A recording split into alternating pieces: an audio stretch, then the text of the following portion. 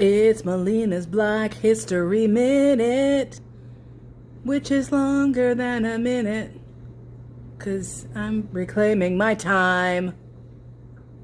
Yeah.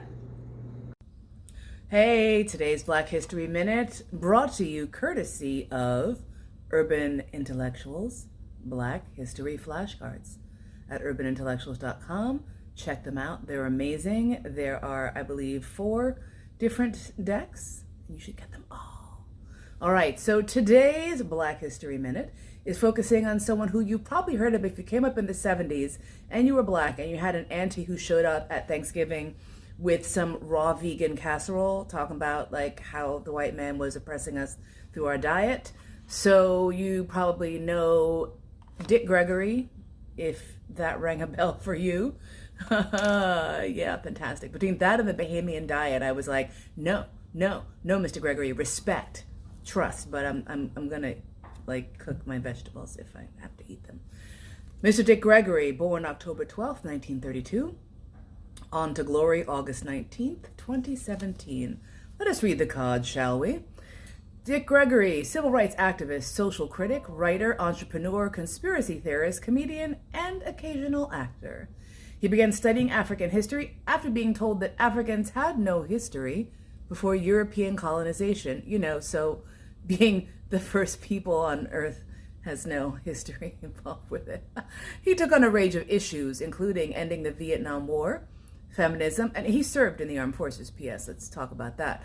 Feminism, Native American rights, and apartheid in South Africa. So he was all on top of everything.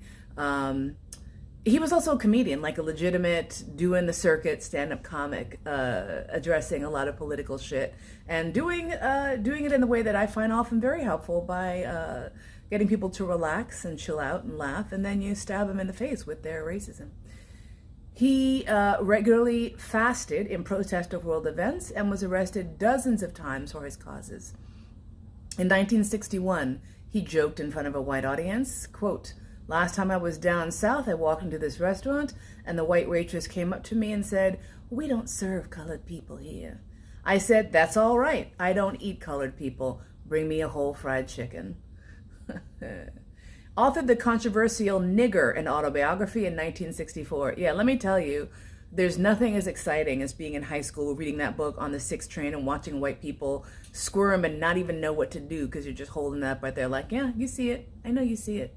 What's going on?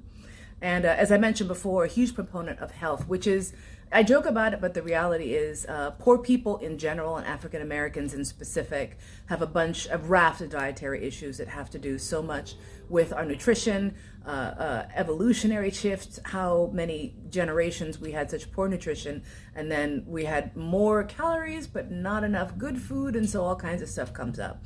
The food desert situation was something that he also raised up, how healthy, fresh, organic food was just not available in poor neighborhoods, and definitely not in poor Black neighborhoods. So kudos to him for really raising awareness of that, because it really did engender and empower a movement of folks to take control of their surroundings. And a lot of Black-owned businesses started up as a result of his work. So awesome.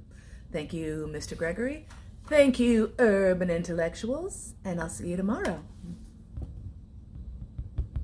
If I can find the damn button. See, I'm trying to maintain eye contact.